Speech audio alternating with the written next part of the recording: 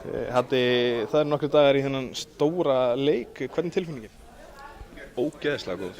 Bara fáránlega spenntur. Þið búið að skýta tímabil hjá okkur. Ykkur hefur ekki tekist að vinna í deildinni en unnið mjög góða sigra í bikarnum. Eru þið svona bikarlið?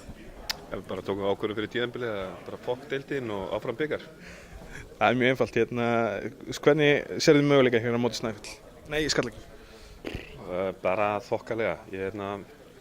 Við svo sem förum bara inn í þetta bara til þess að njóta þess að vera þetta. Ég meina, hversu oft á ferli manns getur maður sagt að maður hefur verið í höllinni.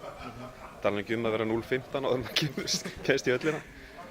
Ég tel okkur bara eiga þokkalega möguleika en við munum bara gera það sem við getum og taktikinn verður eftir því. Við munum bara endilega kíkja á leikinn, þetta var ógeðslega spennandi. Þið erum náttúrulega nýbúin að spila á móti þessi lið, bara núna í fyrradag eða eitthvað. Er það eitthvað svona sem mun hjálpa ykkur kannski?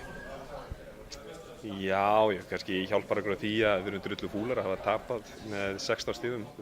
Okkur fannst við bara vera það mikið inn í leiknum að okkur fannst við hefum alveg getað unnið þennan leik. Það er ekki flóknara það og 16 stig finnst okkur og sérstaklega mér ekki gefa rétt að mynda leiknum.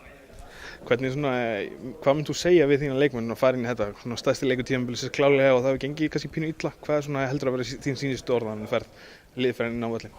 Ef þið vinnið ekki, þá hlaupið þið súgusett á morgun. Stuðningsmenn Njarðvíkur, hvað heldur að við fáum frá þeim?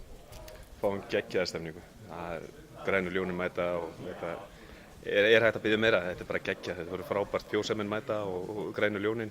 Ég bara býst við geggjun.